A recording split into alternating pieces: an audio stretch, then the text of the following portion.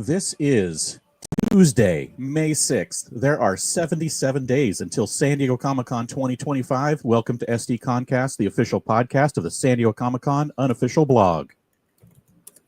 VANUHTEE go. Oh my god, I love LiveJournal, and my LiveJournal loves me. Current food is hyperactive, current music refuse 73. I love her color scheme, it's pink and purple. Hello, everybody. I'm your host, James Riley, and joining me on the podcast, as always, Carrie Dixon. Hey, guys. Thanks so much for joining us. And we have a couple of special guests for our premiere episode for this season, and let's bring them on. And we've got Mark Evanier, our perennial first guest for like the last 5 years or so, I think. So Yep. let's bring him on. There you go, Mark. How you doing? I'm doing fine. I'm not in the hospital. That's a plus. Always a plus, indeed. And our second special guest is, I think, is this the third appearance? I think so.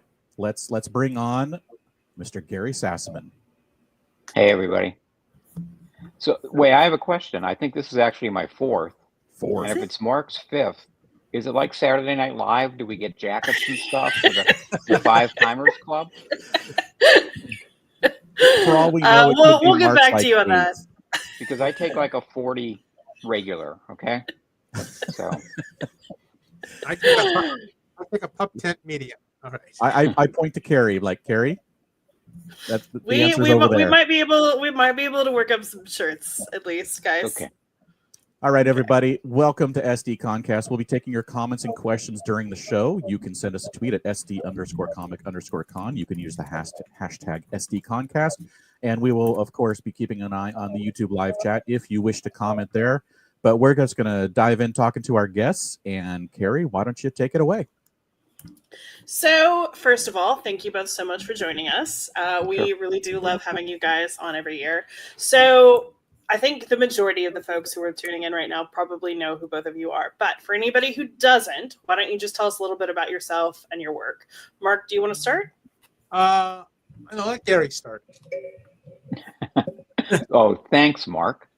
I was the director of programming for Comic-Con from 2000 through 2007 when Eddie Ibrahim took over. And then I became the director of print and publications and also took on the website until I retired in 2021. And now 4 years later, I'm still retired. And I do a monthly video, I guess for lack of a better word, documentary series on YouTube here called Tales from My Spinner Rack, which is all about the comics I grew up loving in the 1960s and 70s. And Great. Mark, what about you? I have been to every single San Diego convention, multi-day type, and held in the summer. And I've got my track. I'm going to keep my record intact as long as I possibly can. I'm a writer. I do comic books. I do cartoon shows. I do anything I can con someone into paying me to do. And Gary, by the way, let's make sure we point this out. One of the most popular things at Comic-Con every year is Quick Draw, the game we play. And Gary was the guy who first came up with the idea of doing Quick Draw. And he was the director of program. He was a very good director of program. I want to hear about this. So how did that come about? I think the idea for me came from the show that Drew Carey used to host, which of course now I'm blanking on the name. Whose line is it anyway? Yeah, Whose Line Is It Anyway? And I went to Mark at one point in time and said, I would like to do something like that that's basically cartoon improv. And that's my contribution to it. And I wanted to call it Quick Draw because kind of the animation tie-in to Quick Draw McGraw, which was a series that was on Hanna-Barbera, did on TV when we were both kids, Mark and I. I just thought it was a great title. And I think we first did it at WonderCon. Yes, we did it with easels instead of projectors. And because our budget wouldn't allow the Elmo machines that allowed to project. So we broke it in there one year, and it worked very well. And we've been expanding upon it and experimenting with it, and we've done it now for an awful lot of time. And we'll be doing it again, I'm sure, this year and every year until I drop. It is so fun if you guys have not been. It's a hoot. Yeah, we do, and every year on Saturday, I do the quick draw game, followed in the same room by the Cartoon Voices panel for one of the Cartoon Voices panels, and basically nobody leaves between the two panels. They just, Right. they just. Well, why would you? Well, once you get a seat for the first one, you might as well protect it for the second one. Yes, because we always sell out both panels, fill the room. Mark also anchored another series of panels that was my idea at first, and that was Cover Story, which we took all the guests that were artists and were known for their covers at WonderCon and Comic-Con, and he went in and picked out, like, what was it, 4 or 5 covers for each, and surprised them basically on stage and got the stories behind all those covers. Yeah, it works best when I can find a cover they hate it, and then they explain what went wrong. I'm serious. It's actually kind of a shop talk thing where artists sit there and talk about the tools they use, how they design something, what goes into it, and it's kind of fascinating if you have any interest in either being an artist or understanding the challenge they face in facing the blank. Well, it used to be paper, now it's blank Wacom tablet or whatever. Yeah, and we do that every year on Sunday, and Gary, that was Gary's idea also. We never tried. We kind of go back and forth between calling it Cover Story and calling it The Art of the Cover. I'm never sure which title it has. Is there one story from those that like really stands out? From all the years? One year we had Neil Adams on it, and Neil and some of the other artists got into an argument because Neil had done a cover for a DC special, which he thought was one of the best covers he'd ever done, and the book didn't sell very well. And we kept telling him it's because the insides were lousy. He just did the cover, and he didn't somehow buy that as an explanation. so it was everybody kind of dogpiled on Neil, telling him, Neil, the cover can only do so much. You can only sell something, that people might want a little bit with a good wrapper on it. But no, it's interesting because a lot of these artists are confronted suddenly with something they did 10 years ago, and they have to now look at it in a different perspective, and they will critique them in a very professional, respectful way of each other's work. And I think people like the camaraderie that's shown at the panel usually. Unless we're all beating up on Neil Adams. So, since this is the start of the Comic-Con season, that means we've had a break. Well, we call it a break because we're not doing any Comic-Con content. But what have you been up to during the break between Comic-Cons? Let's start with Mark this time. I've been in the hospital a couple of times, having my gallbladder removed. That's no good. That's not a fun story, unfortunately. Are you doing better? Yeah, I'm doing fine now. Actually, it's amazing. I got out of the hospital. What's today? Tuesday. I got out of the hospital a week ago today, and from the third of 3 visits I had to make to complete the whole process. And then the next night I went to the Jack Kirby exhibit. It was the opening night at the Skirball Cultural Center here in Los Angeles, and I had the best time. I was so glad that I made that effort to actually shower and shave and get dressed and go to that thing. It was such a wonderful exhibit. I'm touting it to everyone.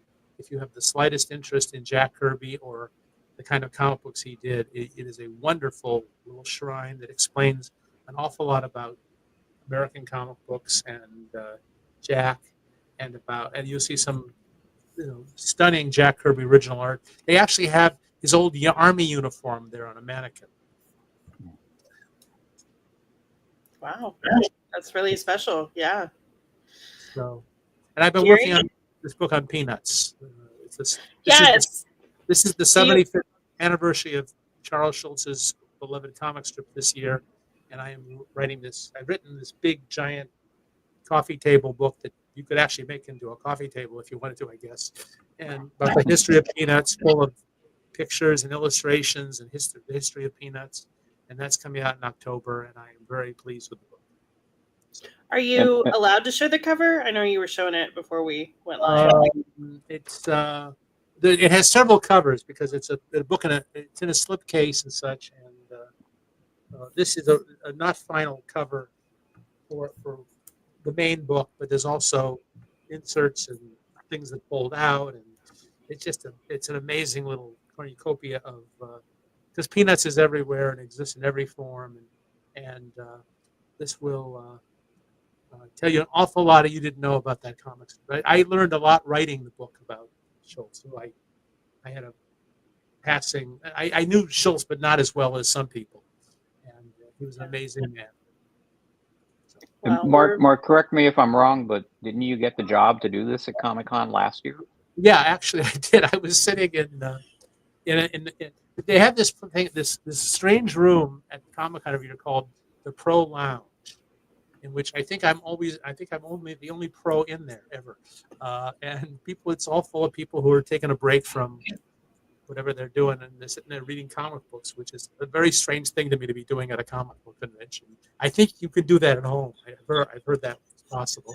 And a publisher of mine called me up on the phone and said, "Have you got some time?" I said, "I got 20 minutes for the next panel." And he said, "That's enough."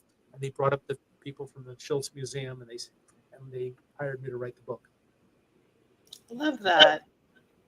That happen. Things like that happen at Comic-Con. There's wonderful stories about people's lives being changed, much more than that at Comic-Con. That was just one of those out of left field. I'm just sitting there, figuring out what's in the next panel, and suddenly I'm talking about a book that I didn't know I was going to write. It just amazes me that something that big was accomplished in 1 year. I mean, you had to have it done basically last month, right?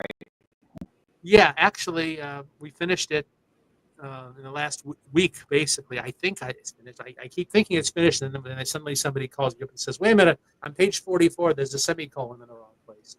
And, I have a thing I said that has been attributed to other authors. If you write a book, the minute you get the first copy off the presses, it's all printed, it's done, whatever page you open it up to will have a typo on it. And we're going over the book with a microscope, trying to minimize the possibility of that happening, but it will happen.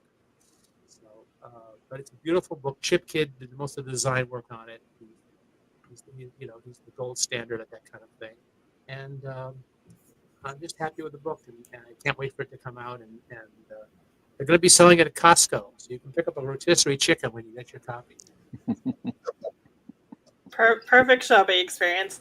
Well, what about you, Gary? What have you been up to over the last year? Well, I can attest to the fact that Mark is right about the second I got the souvenir book or the advanced copies of the souvenir book back when I was editing and designing that the second I opened it, I always found a mistake. And even worse, my boss, Faye Desmond, at the time, when she opened it, there would always be, "Oh," and I knew that she found a mistake too. So it's like inevitable. So you can only hope that it's mistake-free, but it usually isn't.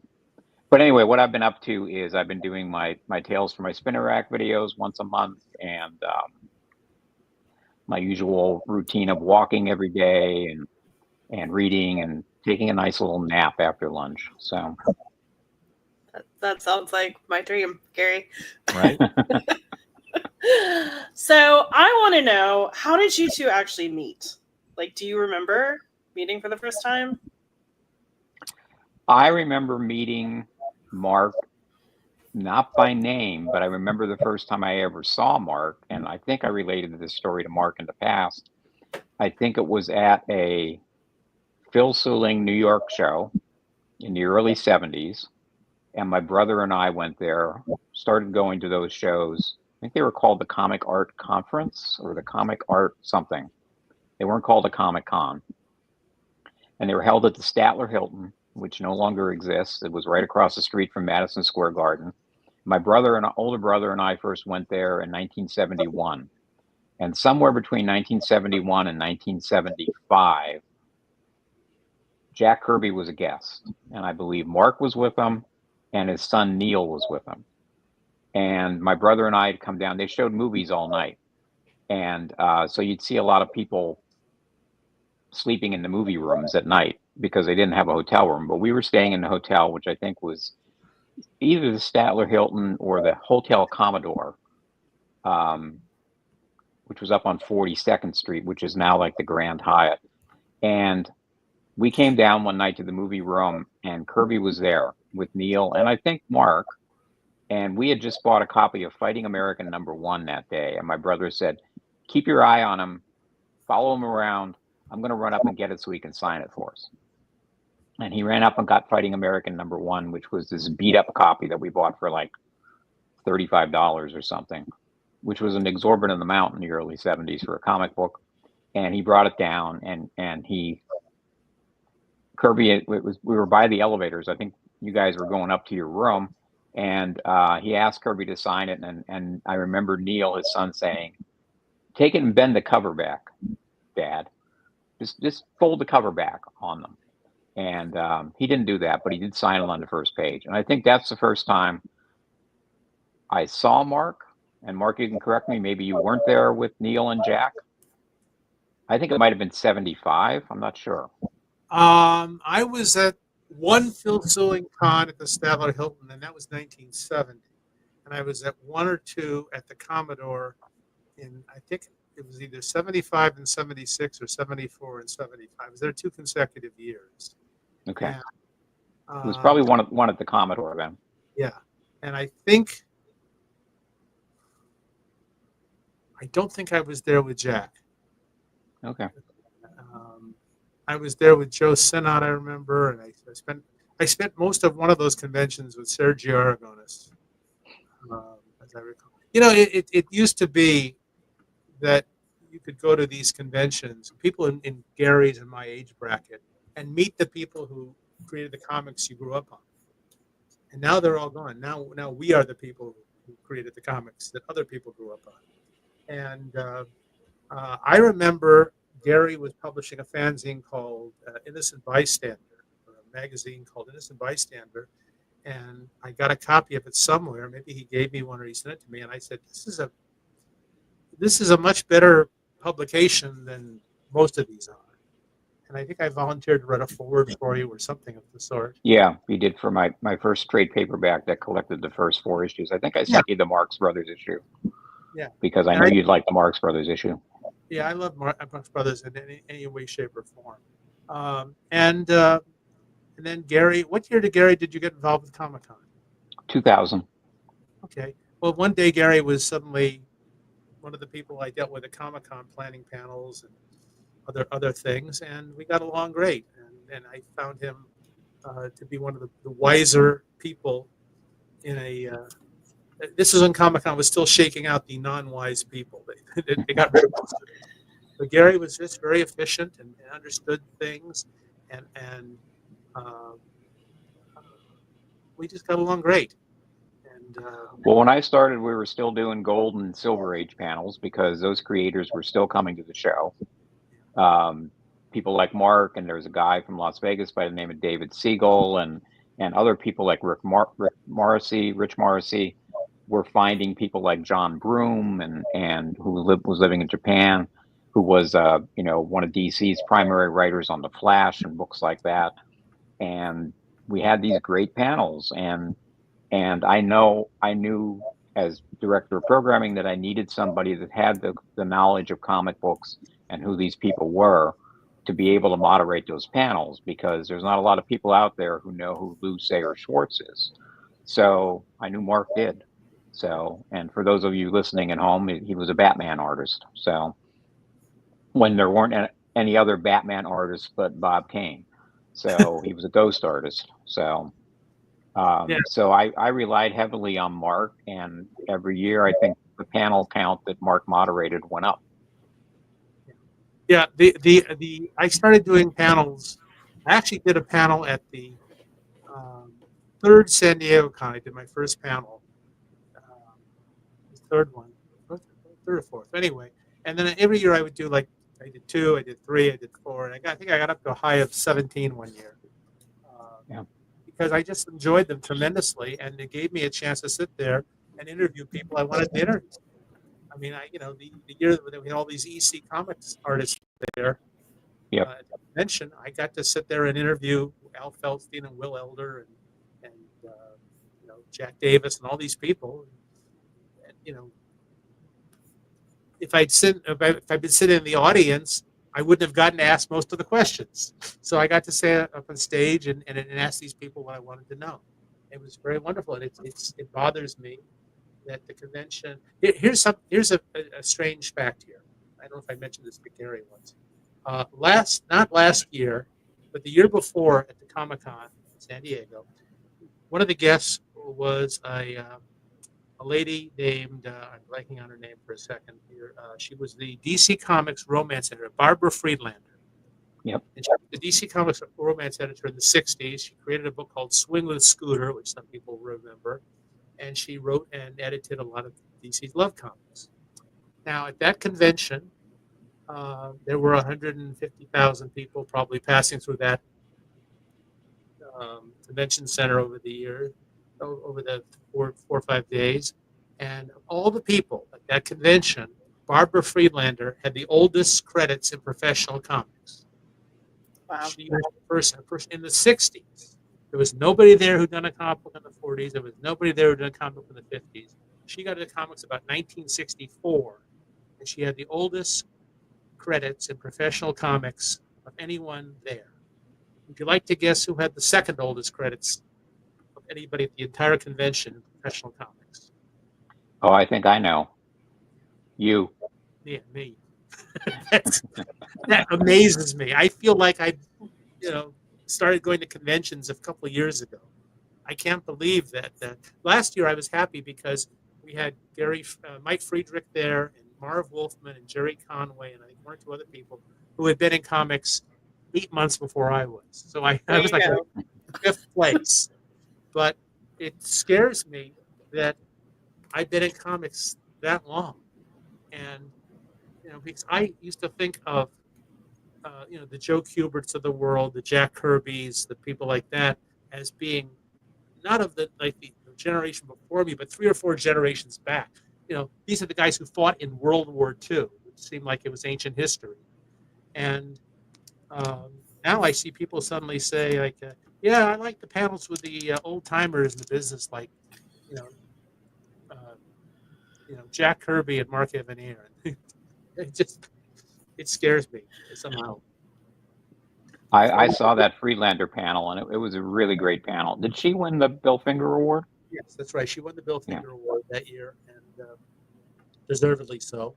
And again, she was someone who just had not received the attention that she deserved. The Bill Finger Award is for people who wrote a body of work and either didn't get very much money for it or very much credit. The other person we gave it to, one of the people we gave it to last year was a man named Ralph Newman, who wrote hundreds and hundreds and hundreds of Harvey comics, and I don't think he ever got his name on any of them. And I always have this certain joy when we do announce the Bill Finger Award winner, and somebody says, "Who the hell was that?" Because that's kind of the point of it. We have I still have people come up to me saying, "Why don't you have the Golden Age panels anymore?" And I say, "Well, who would be on them?" And they say, "Oh, the people who did comics back in the 40s and 50s." And I said, "Who are they?" They go, "Well, how about? Well, no, he's dead. Well, you can have. No, he's dead. How? Just like that. People don't realize the passage of time either." Yeah. That EC panel that you mentioned, that was the 50th anniversary of EC Comics, and that was in 2000. That was the first year I was programming director, and the plans for that were already in the making when I started working for Comic-Con. But it was an amazing year because it was like Jack Davis. In fact, you mentioned Jack Davis was an incredible artist that went on from EC Comics to do things like Time magazine covers and TV guide covers and movie posters and everything else. I think he did the movie poster for Mark's favorite movie. I know I'm not going to get all the mads in there. It's a mad world. That's correct. Okay. He did. That's my favorite movie, and I have the poster on my wall downstairs. Not a copy of it. Not a copy of it. I've got the original. So, Wow. you know. And he was a real Southern gentleman. He was from Georgia, and Faye Desmond sent him a letter inviting him as a guest, and he wrote back very politely and said, "I have to decline." He did this beautiful line drawing sketch of him fishing because I'm way too busy. And then he came out on his own dime because it was all the EC artists, and he didn't tell anybody he was coming, but he did include, he was included in the panels and stuff like that. And it was a really huge, for the time, I think it was Al Williamson and Marie Severin and Angelo Torres, and I don't remember who all else. Al Feldstein. Jack Mendelson. We had George Evans, I think. Yeah. And the only one left now is Angelo Torres. Yeah. On one of those panels that year, I got sucker punched. There was a man, brilliant artist, one of the top EC artists was a man named Will Elder, who did a lot of he was the keystone artist of the original Mad magazine. It was almost built around his sense of humor and his style, and he later, Kurtzman did the Little Annie Fanny comics for years for Playboy. And he was a frail little guy, kind of a Don Knotts physical type, and he only agreed to do one panel. So we had a panel, I think it was on Mad or some topic like that, or Harvey Kurtzman. It's like remembering Harvey Kurtzman or something. Anyway, so or focusing on Kurtzman. I don't think Kurtzman was still alive then. I'm not sure.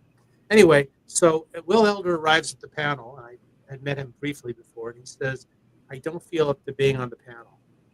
I'm not feeling well. I'm sorry, I can't be on the panel." I said, "Well, why don't you just sit up there, the panel next to me?" And he said, "I won't say anything. I just don't feel like talking in front of an audience." So I said, "Well, it'll be strange if you're in the audience and not there. Why don't you sit next to me? And if the panel's like 90 minutes, if you feel better later on, maybe you could ask a question. I won't ask a question without your permission. But sit up there." So we get him up there, and we had other people who had worked on DC Comics, and I introduced him, and he got a huge ovation. And then I just kind of asked questions of everybody else, and every so often I'd whisper to Will Elder, I'd say, "You feel up to answering a question?" He says, No, I don't feel up to it." So finally, we're getting down to the last 15 minutes of the panel, and I can see the audience is going, "Why is Evanier not asking Will Elder anything?" And I said, finally I leaned over to him and said, "Listen, you have to answer one question. I'll make it a very polite, easy one." Okay, he says, "All right, make it real easy." So I asked him, I got to ask Will Elder if he enjoyed working with Harvey Kurtzman all those years. The biggest softball question in the world. And Will Elder said something hysterically funny, and then he said something else hysterically funny, and he didn't shut up for the next 15 minutes of the panel. He went on and on and on, and it was brilliant and funny, and it was amazing. And all the review and the Comics Journal said, "Evanier is such a rotten moderator. He didn't ask Will Elder a single question until Elder forced his way into the panel at the end." And things like that. And I realized he set me up. He set me up. That was it. He decided he didn't know me well, but he decided, I'm going to screw around with this guy. and he made a full contribution to the panel. He just made it all in the last 15 minutes. Yep, that's funny. That's funny. But we had some wonderfully memorable panels of these things that I wish it's not possible because the people we have them on today don't have the amount of history that the people we used to have on. There's not a lot of people in comics who are like 80 years old. There was a gap when people got into all the people who got into comics at the beginning of comics were 18 years old. And then nobody got in very much in the 50s because the business was depressed. And in the 60s, there were still all these people around. So very few people got into comics in the 60s. And I got in at the wave at the end of the 60s, early of 70s, when a whole new generation was coming in. And we don't have the history that the guys who worked in the 40s and 50s had. We did a lot of stuff, but we didn't invent war comics. We didn't invent love comics like that. We just kept doing what people before us had done. So, I think the amazing thing about all those guys that were in the golden and into the silver age were, and like Kirby, they were just making a living. They wanted to make a decent living to support their family and allow their kids to go to college and stuff like that. And for them later in life, um, to get this kind of attention and be celebrated at something like Comic-Con and brought out and be allowed to bring a guest like their wife or one of their kids or whatever, I think was just an amazing thing for guys that worked pretty much anonymously.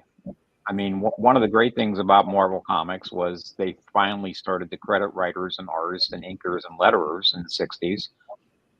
But, another person that won the Bill Finger Award that was uncredited for almost 70 years was Joy Murchison, who co-wrote Wonder Woman stories back in the 40s when she was in her early 20s. And, then disappeared. She got married and had kids and a family and everything by 1948, and Comic-Con brought her out 70 years later in 2018 and gave her the Finger Award. And Mark, did you moderated her panel too? Didn't you? Absolutely. Yeah, absolutely. It was amazing because she had been completely out of the comic book business, didn't know anybody in it practically, and the con not only brought her and her husband out, her second husband, I think he was. They put him up in a beautiful suite. They chauffeured them around. A couple of people took them to fancy dinners. And this woman who was, I think, 94, 95 years old, and I said goodbye to her at the end of the convention. She hugged me and she said, "Thank you, Mark. This was the greatest weekend of my life." And I thought to myself, imagine having the greatest weekend of your life when you're 95 years old. I hope I have the greatest weekend of my life when I'm 95. I mean, and she just loved the experience. She didn't live that long after it.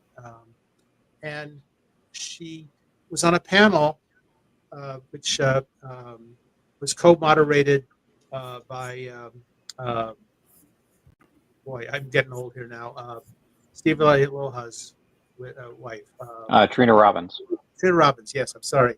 And the front row was full of young women in their teens or 20s dressed in Wonder Woman costumes and asking her, looking at her as a role model, a woman who was able to make a career in the 40s in a non-secretarial, not going to get coffee for the boss capacity.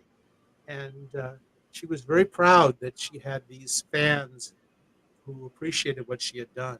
We've had a lot of that. And the other aspect I think that's interesting is that for a lot of these guys who grew up in the 40s and 50s, Comic-Con and fandom was their pensions. When the industry wasn't paying them much or anything years later or giving them work, they were making, in some cases, very good livings doing commissions for people. And we were their pensions. The fans would line up. And also, at one point, we had a man named Nick Cardy come out who has not been to conventions much, if at all. And he came out to San Diego one year, and he was very scared to be there. He was afraid that no one would know who he was or care.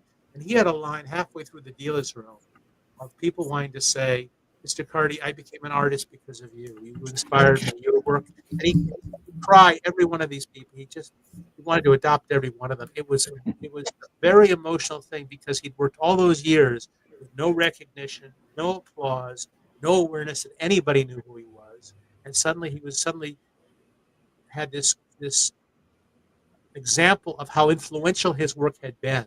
And there were people who were lining up, pulling out hundreds of dollars saying, "Please, you've got to draw Wonder Girl for me. I must have a drawing of Wonder Girl, Mr. Cardy." And whatever it is. And he just, it made his later years glorious. And he made friends there and kept in touch with them. It's a wonderful thing. I can fill your next 6 podcasts with stories about Golden Age artists and guys who were in comics for years, who loved the recognition, who loved the realization that they had an audience out there. So that for most of these guys, it was just learning the job, Forget about who's going to ink it. Forget about who's going to color it, because you won't like what either of them do anyway. And get the next script. And some of these guys weren't treated that well. Even they weren't paid very well, but they also weren't treated very well. I in my first visit to DC Comics, which was in 1970, I saw one of the editors there treat one of his longtime artists like a peon. Just kind of, I will give you your paycheck, but first I have to humiliate you a little bit, make you grovel, and appreciate that we hire you at all. That kind of attitude. Was it Robert Kanigher or Mort Weisinger? Neither. Oh, wow, that's surprising. Yeah, neither of them were dead. I was up at DC Comics when Mort Weisinger, on his last day ever there. I was there. I met Mort Weisinger 5 minutes before he walked out of the DC Comics offices. I mean, he came back to visit later, but he walked out on his last day of actually as an employee. So there is one story you have to tell. And last year, Comic-Con asked me to write an article for the souvenir book, the online-only souvenir book, sadly, about the Inkpot Awards. It was the 50th anniversary of the Inkpot Awards. And when I was doing research for it online, one of Mark's blog posts came up from like 2012, where he basically said he thought the Inkpot Awards were a joke for so long, but and Mark, I'm gonna blank here on the artist too. I know it was the artist that did Zatara in Action Comics, Fred Gardenier. Yeah, Fred Gardenier. No, go ahead. You tell the story. Well, Fred Gardenier worked in comics in the 40s, and he got worked steadily. He did Zatara. He specialized in drawing clones of Mandrake, cheap knockoffs of Mandrake the Magician comic strip for people. And he was in Action Comics #1. He was one of the artists in Action Comics #1. And he had gotten out of comics in the early 50s, worked for the post office. I forget all he did, but he had no contact with the comic book business at all. And Dave Siegel, the gentleman that Gary mentioned earlier, Dave Siegel was he's now a retired cab driver in Las Vegas. He loved these old timers, these old guys who did Golden Age comics, and he would track them down, bring them to the convention on his own dime if the convention wouldn't pay for it, which occasionally they wouldn't, or they couldn't at the last minute. He'd find them. And Fred Gardenier came down to the convention. He'd been in a nursing home, assisted living facility, and his family came down with him. And we stuck him on the Golden Age panel. And that year, one of the other people who was on the Golden Age panel was Joe Simon, Jack Kirby's former partner. And the night before they used to present the Inkpot Awards at what is now the Eisner Awards ceremony. And then as the Eisner Awards ceremony got longer and longer, they moved the Inkpots to individual presentations. But this year they were still presenting them at the Inkpot Award, at the Eisner Awards, or whatever the award ceremony was called then. And nobody had told Joe Simon to be there. They had an Inkpot Award for him, and he didn't get it. So they gave it to me to give to him at the Golden Age panel the next day. And they also gave me one that I'd had the makeup at the last minute for Fred Gardenier. It was like they paid extra, I think, to get it. Because it was the only time Fred Gardenier was probably ever going to be at a Comic-Con. I think it wasn't, but could have been. So we have this big room there, and I said, ladies and gentlemen, before we start the Golden Age panel, I have to present this award to someone. Last night at the ceremony, Joe Simon wasn't present. So would you all make the sound of 1,500 people as I present the Inkpot Award to Joe Simon? And I brought it out from under the podium, and people started cheering and loud and cheer. I mean, they were complaining about the noise in Tijuana. It was such a huge ovation. And so then I turned to the rest of the panel. I said, now you've all got Inkpot Awards. Bob Haney is here. He's got an Inkpot Award. Paul Norris is here. He's got an Inkpot Award. And Sheldon Moldoff's here, and he's got an Inkpot Award. And then I looked at Fred Gardenier, who was to my right. I was at the podium in the center of each, and these gentlemen were each to my left and right. And Fred Gardenier looks up at me and he says, I never got an award for anything in my whole life. And I said, well, we have to fix that. Ladies and gentlemen, would you make that same noise again? As I present the Inkpot Award, I brought Fred Gardenier. And the place just exploded. Even bigger reaction than anybody than it had for Joe. And Fred Gardenier was in a wheelchair next to me. And he started to get up. And I said, no, you don't have to get up. There's a microphone in front of you. You can give your speech. He says, he whispers to me, I never got an award in my life. I'm standing up for this. So he struggles to his feet, which don't work so well, on his legs that don't work so well. And he's shaky on there. And he steps in front of me so he can use the mic at the podium. And I am holding the back of his pants up because he will fall if I do not. I am holding Fred Gardenier up with two hands there to stop him from falling. And he gave the most wonderful speech about how he was never thought anybody cared about his work. He was so thrilled. This, again, the greatest weekend of my life. Again, and everybody was crying. His family was in the second row crying, and Fred gave the most wonderful speech, which I don't think was recorded. And then I plopped him back in the wheelchair, and it was, and I stopped making fun of the Inkpot Awards. I used to think that there was a period there where they would give them out to just everybody. It was kind of like, thank you, here's your souvenir book, here's your badge, here's your Inkpot Award. And I was belittling them a little bit. And I realized, no, they matter. And that's all that matters about an award, that the people who receive it feel some love behind Acknowledged. it. Yeah. Respect and things like that. So I stopped mocking the Inkpot Awards that day. And I think I finally put mine on the wall after that, which was sitting at home someplace. So that's the story. There's a lot of those stories, and you know, I love the human interaction at the convention. I love there was last year before, between the quick draw and cartoon voice panel, which, you know, there's a 15-minute gap between them. That's the 15 busiest minutes of my life, because I'm standing up there going, okay, move that over there, shift that, please set him there, put his name badge there, trying to say goodbye to all the people who are leaving this panel, trying to say hello to welcome all the people who are coming onto this panel. I'm so busy. And this little kid who I helped get a pass to the convention, who was permanently in a wheelchair for life, suddenly wheels up to me. You see this wheelchair coming over me, and it's hard to see there was anybody in it.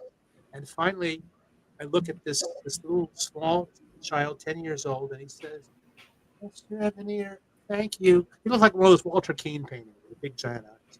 And he said, thank you. This is the best thing that's ever happened in my entire life. Thank you. And I've got a minute before cartoon voices start, and I start crying. It was so sweet and so emotional. I'm thinking to myself, this is not the time to cry. No, you've got to be funny in a minute. You've got to introduce people in a minute. It's a funny panel coming up. Quick, stop. And I managed to. It was one of those moments where I said, boy, I'm glad I do this. It's the reward for doing all the. People say, why do you do those panels?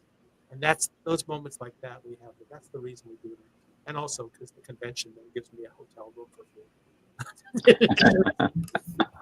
So, anyway, I'm monopolizing this. Gary's a fascinating guy with more history of the convention backstage than I have. You should talk to him.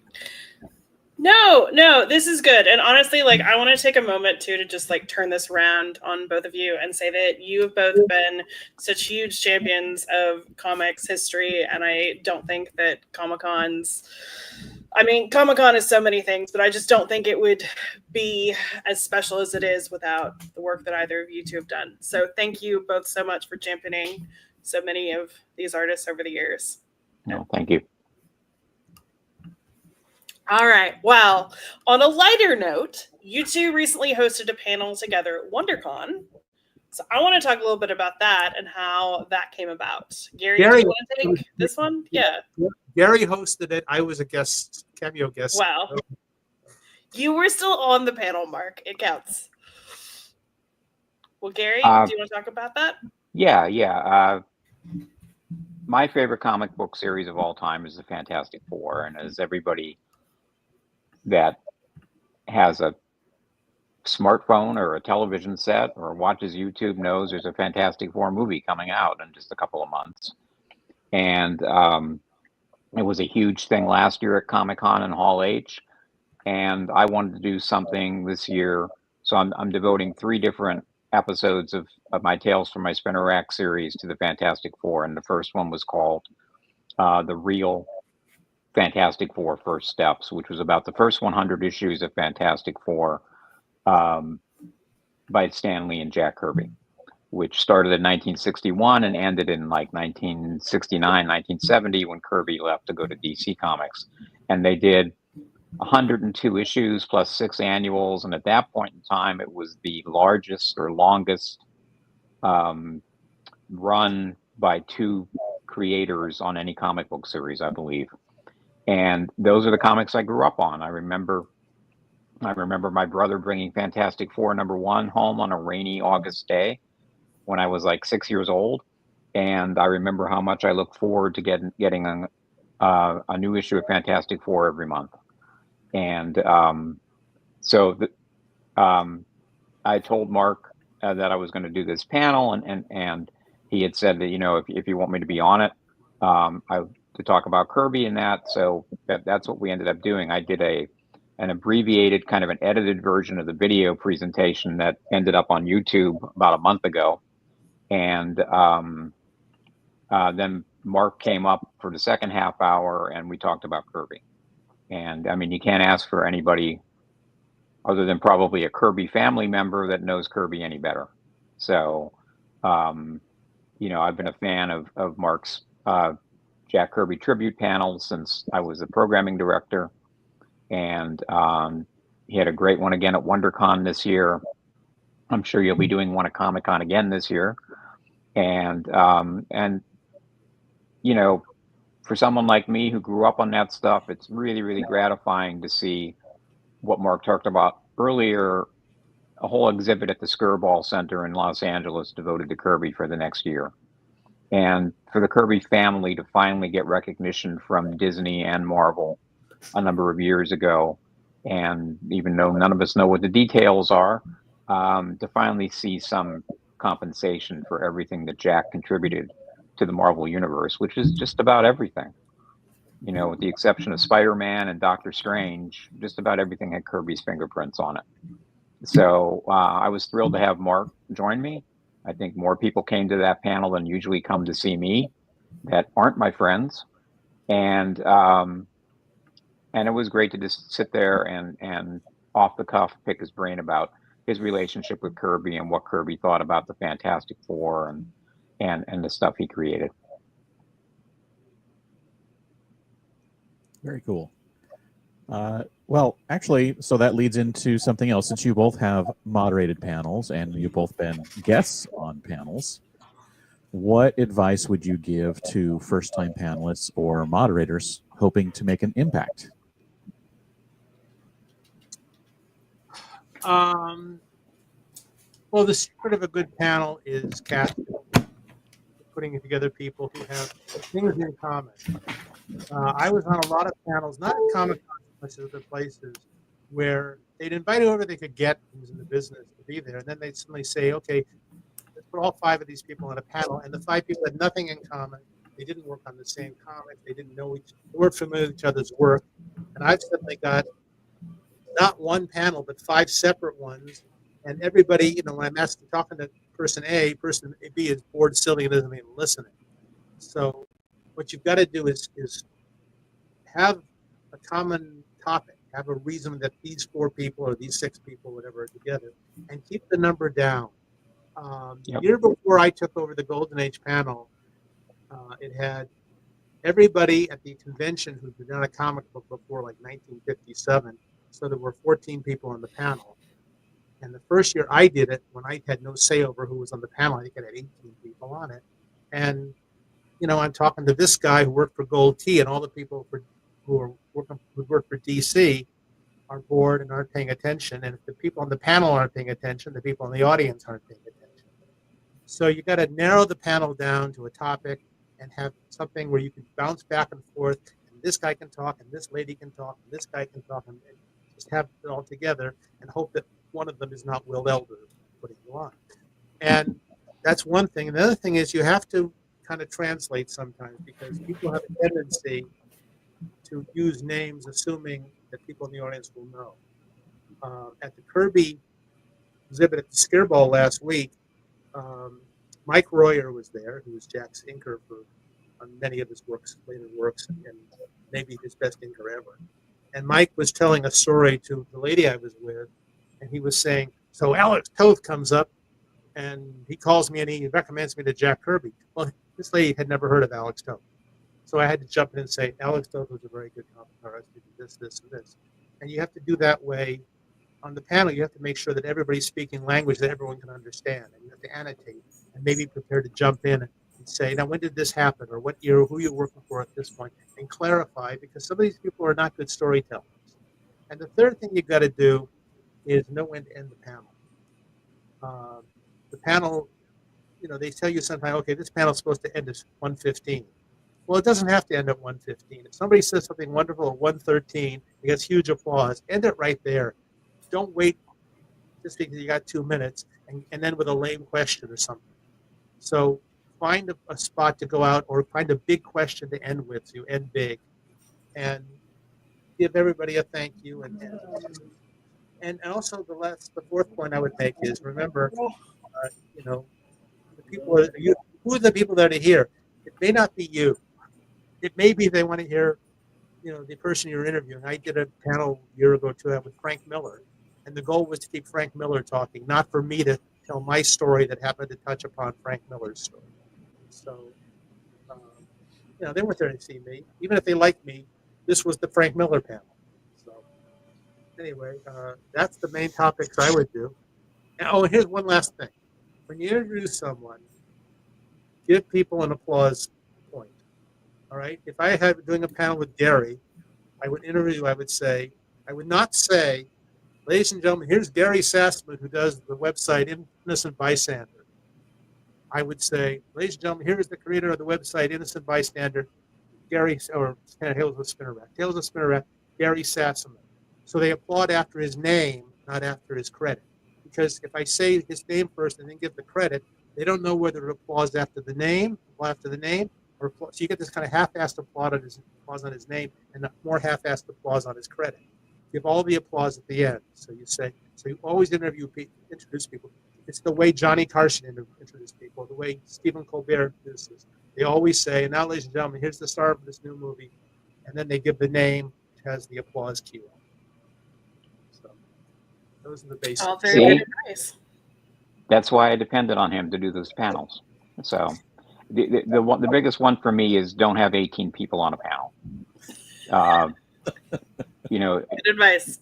You have an hour time slot from 2 to 3 in the afternoon, but that hour is really only 50 minutes. And, do the math. Divide 18 into 50, and, there are going to be people that will not shut up, and there are going to be people who just won't get a chance to speak. So that was the biggest thing to me. And one of the things I did, and I don't know if they still do it or not, was I limited the amount of microphones on the table, partly because of budget and partly because so people had to share mics. They had to pass them back and forth. So I had kind of a limit on 6 mics and a podium mic, and that was it. So if somebody showed up and there was one panel, it might have been a Hollywood panel, where they brought the whole cast and they needed like 2 rows of seats for, ballroom 6 or ballroom 20 or something. And the people were sitting behind them, and that stage isn't very wide. And it's still no, 6 microphones only. Yeah. And they're stationary microphones. They're not handheld. So yeah, everything Mark said about is all great advice. And I think when people get a panel slot for the first time, they tend to go overboard, and they tend to want to invite all their creators or all their friends if they're comic book publishers, small press publishers and stuff like that. And that's not the way to do it. So just use common sense. Well, on this note, I want to talk a little bit inside baseball. So, and Gary, I know you obviously have not been part of the panel creation for quite a while. That's Eddie's and his wonderful team. But how has the process of panel creation changed over the years at Comic-Con? Can either of you speak to that? Too many of the panels are infomercials now. That's not me. I think there's too many panels that are somebody is doing the panel to sell a product. And one of the things that I'm happy that I contribute to is I do the panels that are not infomercial. We're not trying to sell you anything. We're not pushing a product. If anything, I'm pushing the people on it and saying, aren't these incredible people? not run down and buy their new book that got coming out next month. Once in a while, I get roped into one of those, but one of the things Gary was very good about was to kind of avoid a lot of those panels. It's tough because there's a certain number of people in our industry who look upon a Comic-Con as a marketing experience. We're there to market. We're only into marketing. They have been known to, like, for example, try to pay people to cosplay as their characters, and they've been known to try to find some way to create a scene in the dealer's room. I do not go anywhere near the video game section of the hallway because there's too many people finding excuses to deliberately clog the aisles, make it look like they have the hottest new game or the hottest new product. They're quite intentionally trying to keep people there. They're saying, someone's up there saying, okay, don't leave because in 10 minutes I'm going to give out another one of these. That means clog the aisles for another 10 minutes, folks. There's too many panels that are like that. Gary? Yeah, I mean, I would agree with that, but you also got to keep in mind that a lot of these companies pay a lot of money to come to Comic-Con, and they have to try and get some kind of their marketing buck back. I remember when I was approached at the very last minute in like 2004 or so by a guy that did trading cards sets, and he said, "Hey, I got the rights to this great new show.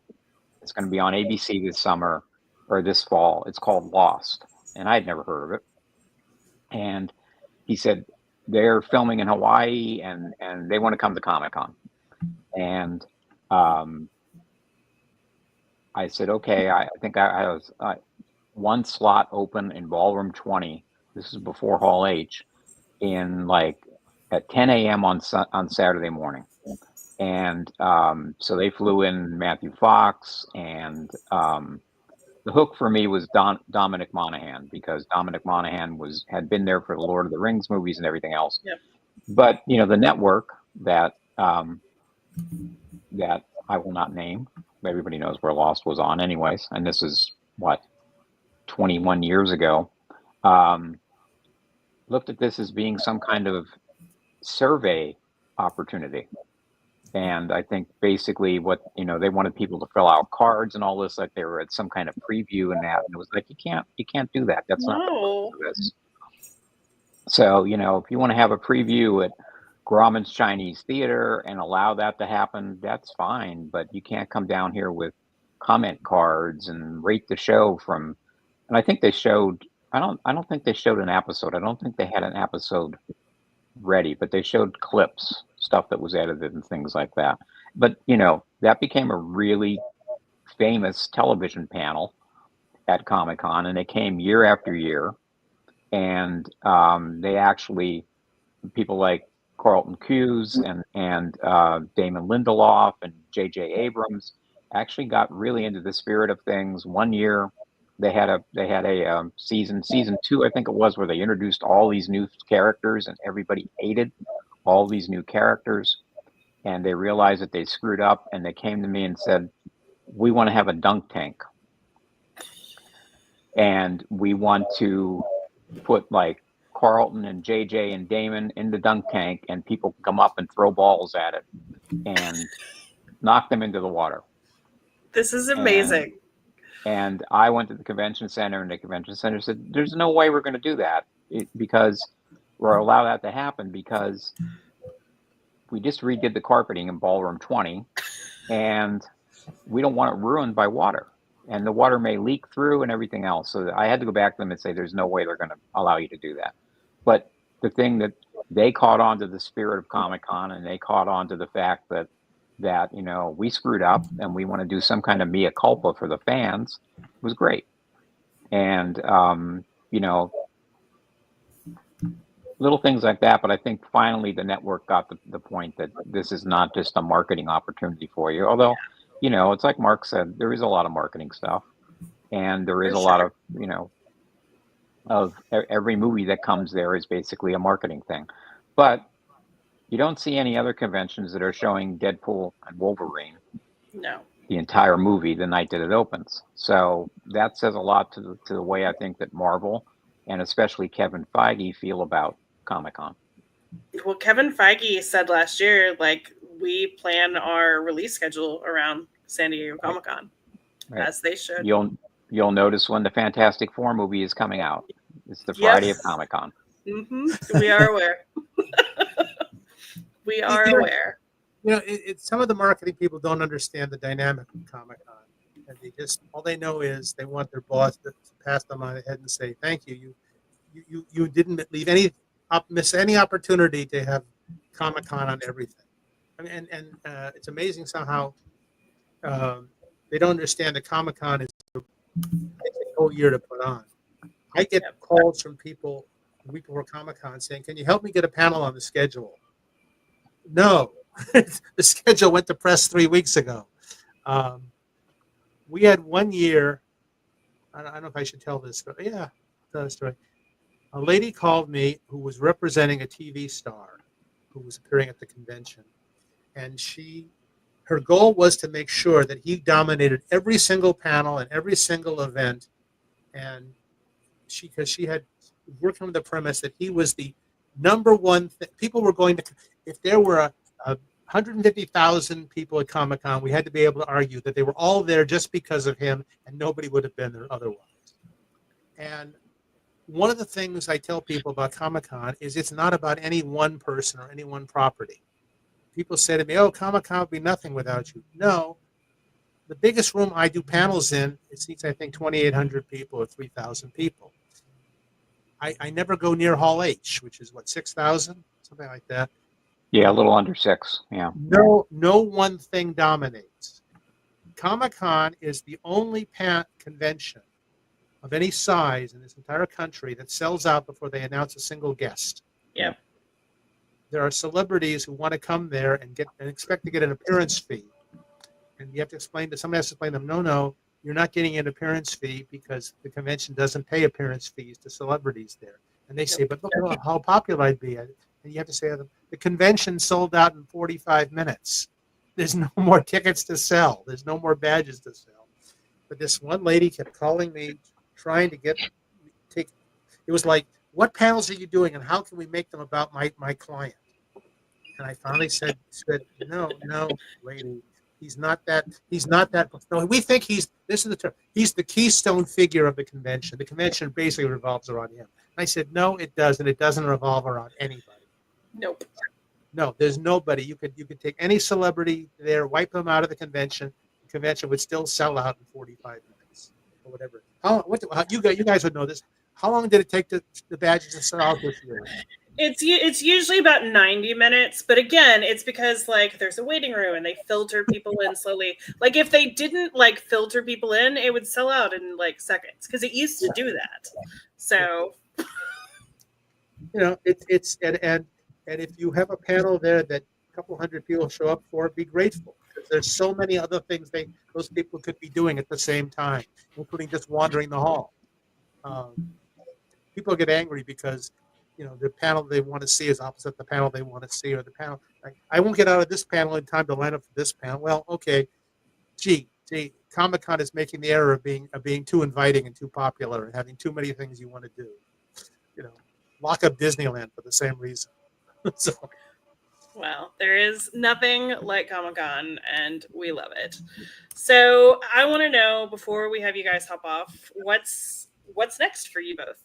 Obviously, Mark, you're excited about the Kirby exhibit, and I know you were saying offline you might be doing some more stuff with them. Yeah, I'm going to go up to the Kirby exhibit and give some talks and some walking tours and things. So I love it so much. I just had the greatest time in the world up there, because not just because it's a great exhibit, but because this was another in the long series of things that Jack predicted.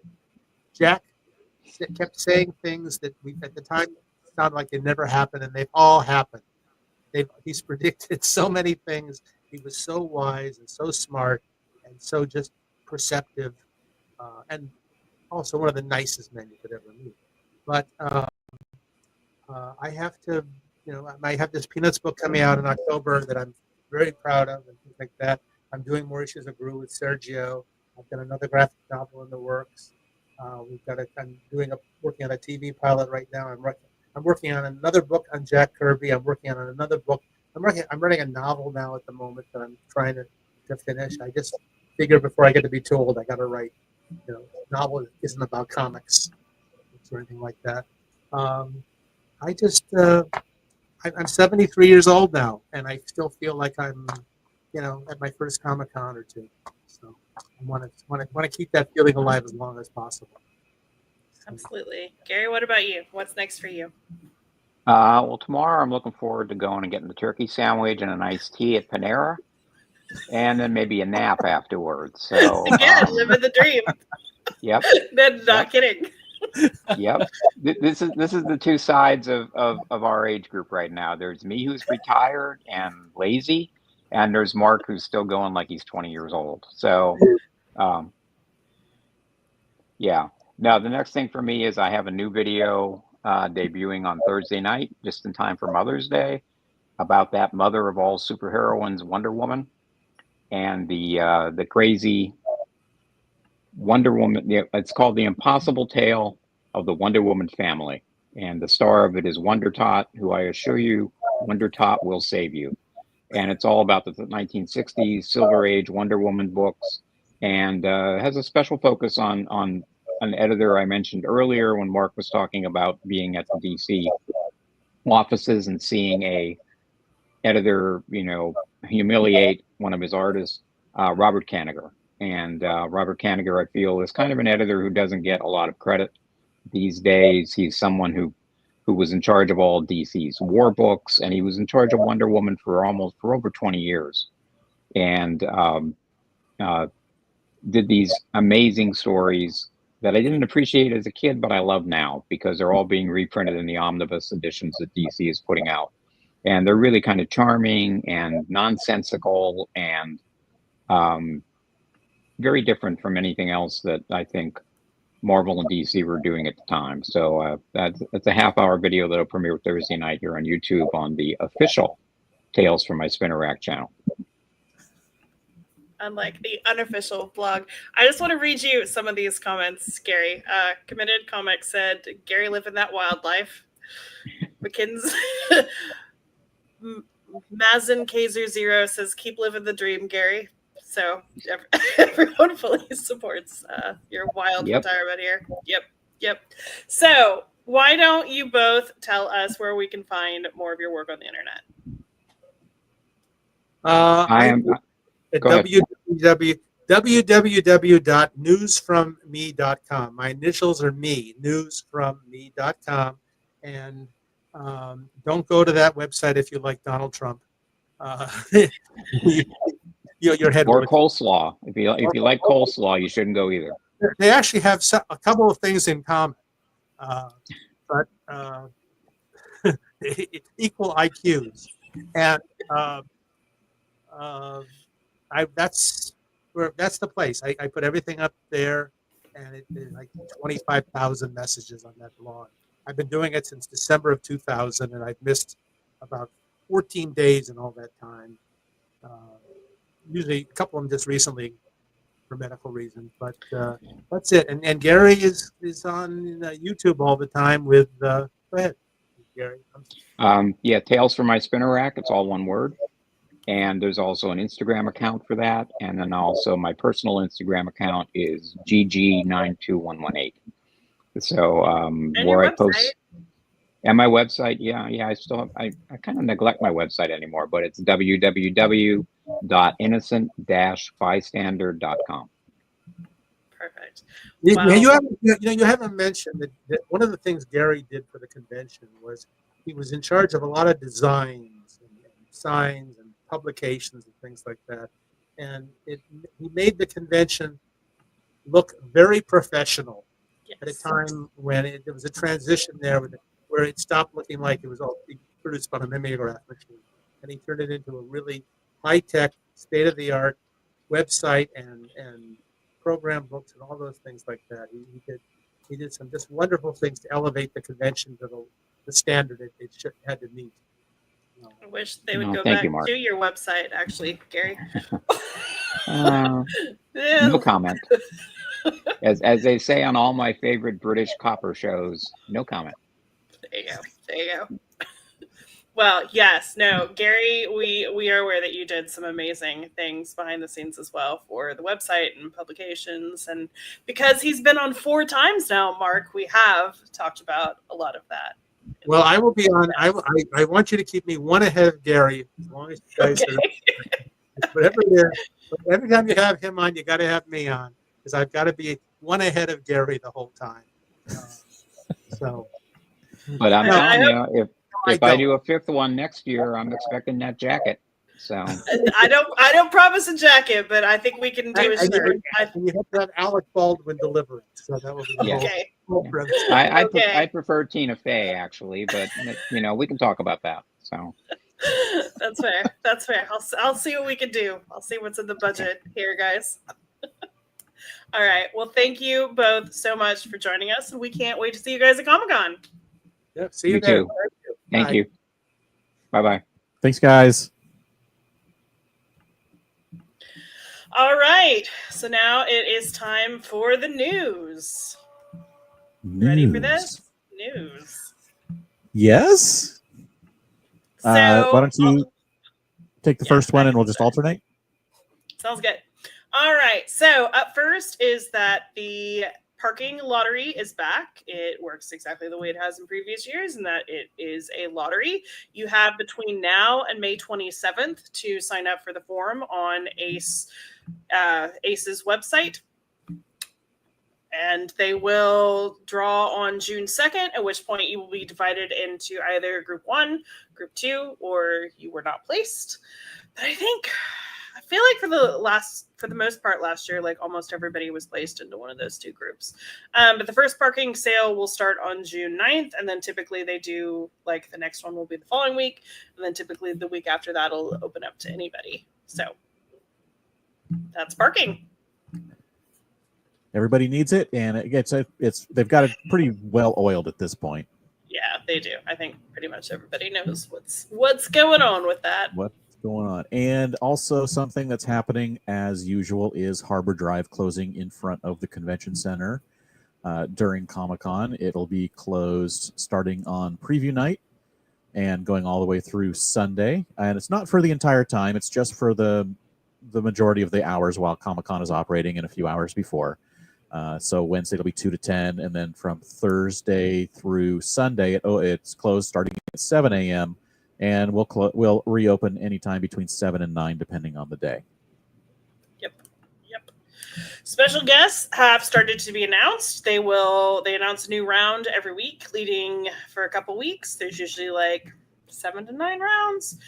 Some of the guests so far include Daniel Warren Johnson, J.G. Jones, and more. So you can find all of that on our website.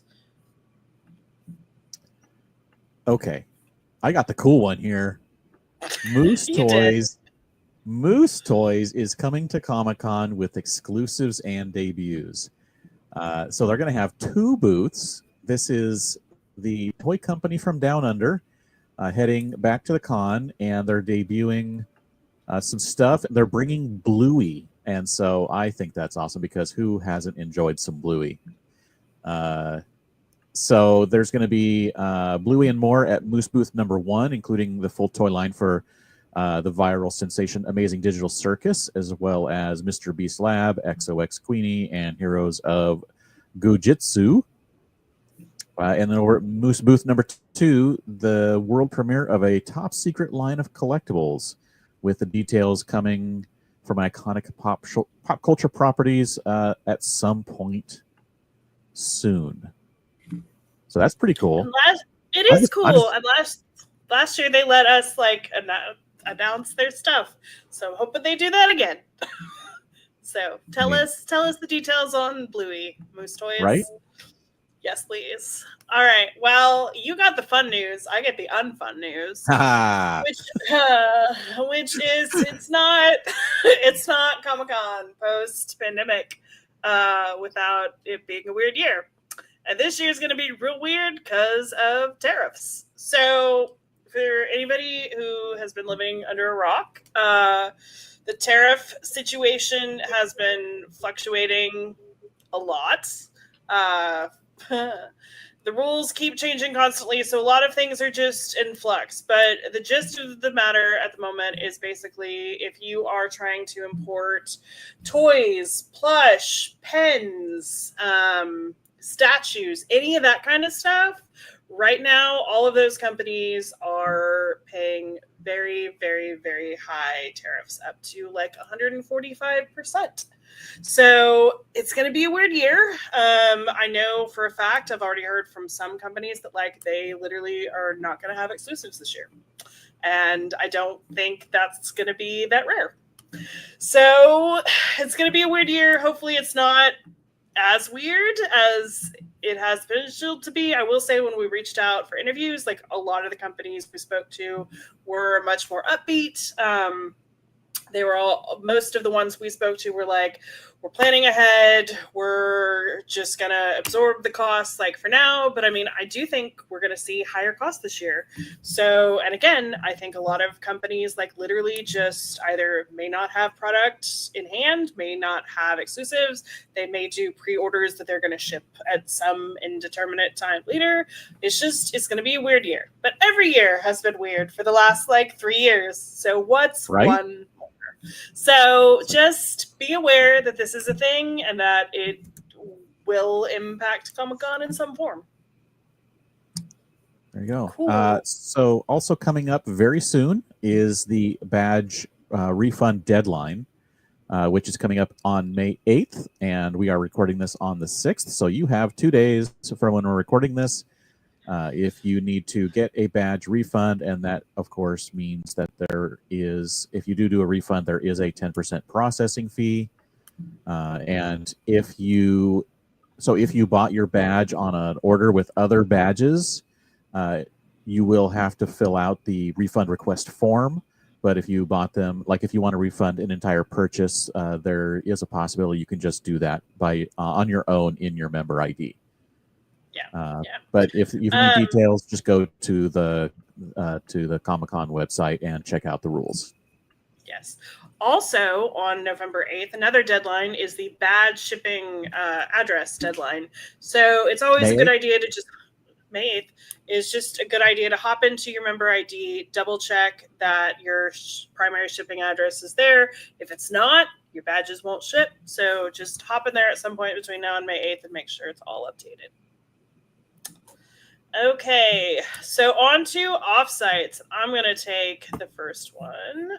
So first up, we have the Fun Maker Dreams event. So tickets for this have gone on sale and sold out already. So if you wanted to go, hopefully you already got your tickets. But that's going to be on Saturday, July 26th. It has moved to the Intercontinental Hotel so that they can fit more people. But this is Mike Becker, formerly of Funko. There's basically the two former Funko people split, and one of them has Funmaker and Rokimoto, and the other one has Thrilljoy. So this is event number 1, which will be at the Intercontinental on Saturday. And would you like to take the other Funko Intercontinental event? The other one, Thrilljoy, is hosting the Block Party. This one will be, as you mentioned, by the other former Funko dude, co-founder and CEO Brian Mariotti. And it's going to be, on Friday, July 25th at, as you mentioned, the Intercontinental. And it's, tickets are coming very soon. It looks like they're going to be launching on Friday, May 9th, so just in a few days. We don't know much other information. So we know basically nothing else. We don't know what time tickets are. We don't know what's included in the tickets. We don't know what the prices of the tickets are. All TBA. It's a block party, though. It's a block party. So can't wait to read Brian Mariotti's text about it on their Instagram tomorrow. Okay. So why have I given myself like all the unfun news here, James? So we are getting 2 events from the former Funko people, but actual Funko, if you have not heard, will not be having fun days at Comic-Con this year. Instead, They are moving the event to their Los Angeles Hollywood store. They're moving it to June. It will be June 27th through 29th. But it will not be at Comic-Con. Now, Funko themselves will still be at Comic-Con. They will, I assume, I hope, surely, still have exclusives, still have product. They'll still have a booth. All of that. It's just Fun Days itself will not be at San Diego Comic-Con. Now, correct me if I'm wrong, but the Manchester Grand Hyatt Ballroom fit about 2,000 people, and the Rady Shell fit like 3,000, 3,500 people, something like that.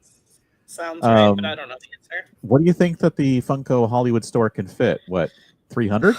250? I mean, yeah, for sure, not nearly as many. I thought the same thing. I don't think we're getting a party. This sounds to me like it's a Fun Days event for lining up and buying boxes of fun. Yes. It doesn't sound like I thought the same be thing. A party. Yeah, and I will say I have not. As soon as they were like, "It's not at Comic-Con," I stopped paying attention. Sorry, but in my head, I feel like there's going to be like time slots there where you go. But again, they may have announced something completely different, and I'm totally wrong because I don't care. It's not a Comic-Con, and it's not a Comic-Con. I think that's what we cover. So. Yeah. So I was like, well, I have to pay attention to this. Cool. All right. What else we got, Dave? Is the Comic-Con? Yeah, at Comic-Con, the Cat Cafe is doing Kitties and Coffee for Comic-Con.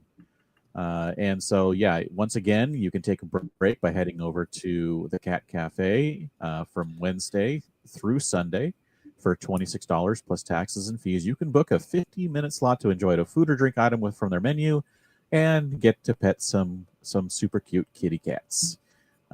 They're always a limit to the number of people. So if you want to have some kitty time, make sure you book it soon. Yes. Oh, that's always a really fun event. Everybody who goes always says like, "Oh, this was such a good way to spend my time." So the Comic-Con Museum, oh my God, the Comic-Con Museum is debuting 2 new exhibits for 2025. Opening on May 22nd is Sanger Suitor Myth, the art, culture, and heritage of Mexican lucha libre. So that's exactly what it sounds like. They'll have like authentic masks from different eras, championship belts, costumes, vintage toys. That should be really cool. And then on June 30th, they're opening up a new Tokidoki exhibit to celebrate the brand's 20th anniversary. And it will highlight its origins, evolutions, standout, all of that. And then if you had not heard, the museum also has a year-long Doctor Who Worlds of Wonder exhibit where they have props and artwork from the show and a time vortex corridor and TARDIS tech room and all kinds of stuff, including like exclusive merch. So didn't both Outside Comic-Con, Kim and Parks and Cons both go to that? And they said it's really good. Yes, they both really enjoyed it. There's some really fun photos. You can definitely check out. I know Sean for sure posted quite a few things on it. So if you have not yet been to the Comic-Con Museum, it is a really fun couple of hours to spend, especially if you are in town before the convention or after. I highly recommend heading over to Balboa Park and checking it out. Yep. All right, and there's a couple of other events that we know about. The American Comedy Company is, of course, having some comedy shows throughout the convention. I'm guessing there's going to be some geek-related guys who'd show up almost every year because they're going to Comic-Con anyway. Yeah. So we've got Natasha Leggero is coming. There's a guy who goes by. I know nothing about this. So if you guys are like fans of this, be like, oh, what is she saying? But there's a guy who dresses up as like Dr. Xavier from Planet of the Apes and like interviews people, and I'm like, this sounds amazing. I think this sounds really cool. But that's going to be there. And then, of course, there's the annual Her Universe fashion show on Thursday night. So, yep. All of that. Over in the Hyatt, as always. Yes. Same as usual. All of that and more is on our offsite calendars. You can definitely go check that out. And now it's time for a few exclusives. Slides. I'm going to take the first one because I don't want the Star Wars one. Okay, up first. Are you running the thing? Okay. Is Yesterday's. So Yesterday's is doing their annual pre-order. So you can pre-order right now their t-shirts and their tote, and the t-shirts this year, you guys, I think kill. Like, I think this is the best round of shirts they've ever done. They've got their annual version of the San Diego souvenir shirt, which is $25 by itself. They also have a tote that goes with that, which is $20 by itself, or you can get those two things combined for $40. They also have a Misfits The Killing Fiend t-shirt for $35, which is a fun little play on the Killing Joke cover. And then the thing that I am the most excited about is their Downtown San Diego Metal t-shirt. And this is hardcore. I just think this is so funny. I mean, it's a toucan skeleton. Like, this is the kind of thing that only San Diego Comic-Con people would love, but I love it. But that one is $30, and again, I think it's really cool. And that one, everything else that I just mentioned, except for the toucan hard metal shirt, you can ship or pick it up at the convention. And in fact, I think they're shipping before the con this year. Yes, they will be shipping the first. Okay, not ahead of the con. They will be shipping orders the first week of the con. It says the first week of the con. They're shipping ahead of the convention so that you can wear your shirts to the convention itself, but the toucan shirt will only be available for pickup at the con. That was hard to get out. And for the Misfits, the shirt is only available online, while the shirt and the little slab is what is available at Comic-Con only. Correct. Cool stuff. Yeah, I like the death metal San Diego shirt. That's pretty awesome. I just think that's so fun. Like, we love anything new or different. And I just think that's such a fun idea. All right, and then the next one we have is from the folks over at Star Wars Unlimited Trading Card Game.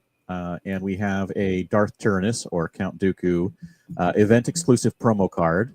You'll be able to get this. Now, I don't think these are not Comic-Con exclusives. These are just convention exclusives that are available at the few conventions they'll go to during the summer. Correct. And so the Darth Tyrannus Count Dooku card will be available for doing game demos at the various events. And then the box set of 6 special cards will be available as a convention exclusive. It'll be $100, and it will be it'll be available at their booth during Comic-Con. So enjoy the hunt and the madness of trying to get it. Yes. I will say we had a bunch of people last night after I posted this who said that trying to get the set that they did last year was just like a total chaos and really bad. But at least one person said that they spoke to the booth and they said they definitely wanted to try to get in on Comic-Con's lottery system this year. So who knows if that'll happen, but if you want these, keep an eye out because it may not be as simple as just showing up at the booth. There you go. That's it. That's it. I mean, we've got plenty of other news. We've got all kinds of things in our Under the Tents. We've got commissions that we've been posting. So if you want a pre-con commission, guys, there are so many amazing ones, including a couple of people who are very close to selling out. So definitely check all of that out. I did want to mention a couple of things for housekeeping, which is that we are going to be doing Attendee of the Week again this year, but it's going to work a little bit differently. So we want to be able to feature more of you guys. So this year, we're going to do an Attendee Question of the Week, where we ask just a general question. And if you want to be featured, you email in your stuff, and we're just going to compile it. And that way we can feature more of you. So that's cool. So that should be fun. If you appreciate the work that we do have a Patreon. You can find the link to that on our site. And then, do I have one? I thought I had one. I have been asked several times. We are bringing back the friendship bracelet beat-ups again this year. So go ahead and start making some, because we had a blast doing that with you guys last year. So we will definitely be bringing that, making that a thing again. And yeah, I think that's what I got for housekeeping. All right. I think that's going to wrap it up for today then. I'd like to thank our guests, Mark and Gary, for coming on and sharing their stories. I felt like all we had to do is like ask them one question and then just let them talk. And then shut up. Yeah. Yeah. That was amazing. Yeah. It's like, oh, just one story to the next from the history of Comic-Con and comics, and it was great. We will be back next Tuesday and almost every Tuesday all the way up leading up to Comic-Con. I think we have one Thursday show planned where a guest could make it on a Thursday and not a Tuesday. And of course, we will have our 2 breaking down the schedule episodes that will be on a Friday and a Sunday 2 weeks before the convention. So I think we can say who next week's guest is. I think we can say who next week's guest is. We can we? Yeah, we can. So we used to. So next week it's our show. We can do whatever we want. We will be joined by the general manager for the San Diego Convention Center, Paul Turner, to talk about everything that goes on behind the scenes at the convention center to make Comic-Con run. Nice. That's cool. Yeah. That's one we've for sure been wanting for years. I'm excited about that. So don't forget to sign up for our newsletter. We will start sending that out at some point here in the next month. But as the news starts coming fast and furious, that's one of the great little ways to make sure that you can stay caught up with everything. So go ahead and sign up for that. The link for that is at the bottom of our site. All right. That's it. Thank you all for joining us, for tuning in. Thank you to Sarah for, if you're watching us, look at all these cool things around here, all the backgrounds and the logos. We have a new thing. We're actually trying some stuff out. So I think it's pretty cool. So I hope you like we're upgrading for the first time in a decade. So yeah, that's right. Yes, I want to know. Hopefully you guys appreciate that. For once, this is not just us doing this on Zoom. We have cool stuff that we can do. Like, look at this. Like, look at that. Wow. All right. Now everyone who's listening to it on podcast is going to be like, now I got to go watch the YouTube. It's not worth it for what I just did. At least look at it real quick, because I really like the colors and how they fade from one color to the next. I really like it. I really like it. Yeah, no, that's all Sarah. Yeah, she's great at this stuff. We love Sarah. All right, Carrie, where can we find you on the internet? You can find me on Twitter and Instagram at Carrie Dixon. What about you, James? Where can we Mine's find going to be you? 10 times longer. Yep. I'm everywhere online at Dan Regal, except Twitch and YouTube, where I am the Dan Regal, all one word. And I've joined another Lorcana podcast after my other one went on extended hiatus. I am now on the Overexerted Lorcana, a Disney Lorcana podcast. And actually, I just put out today, there was a big Lorcana thing today, and I put out my first video ever. It's like over an hour long. And of course, Beth did all the work on it. I talked for an hour, and then Beth put it together. So thank you to Beth, not only for putting this show together and doing the slides and all of those things, but for working tirelessly to get my video done and getting that out into everyone's eyeballs who saw it, all 50 or so of you. But yeah, thanks, Beth. I really appreciate it. Yes. Thank you, Beth. I'm going to talk for a second. Thank you, Sarah, for putting together all these awesome graphics. Thank you to everybody watching right now, including a lot of our vendor friends. Hi, Chris Mays. Hi, Val Hochberg. And we're excited to do this again with you guys this year. So thank you to everybody who's tuning in again for yet another season of the SDConCast. Right. Whatever this is. 15, 18, this is. 83, whatever it is. Whatever it is. We are on iTunes. If you'd like to subscribe, the links are up on the blog, or you can search for SDConCast. If you like what you've heard so far, please review us. We are also on Stitcher Radio and Spotify. The links are in the show notes. If you want to get a hold of us, you can send us an email at info@sdccblog.com. Find us on Facebook at facebook.com/SDConblog, or tweet us at SD_comic _con. Thank you all for watching and listening, and everybody, go Schwarber.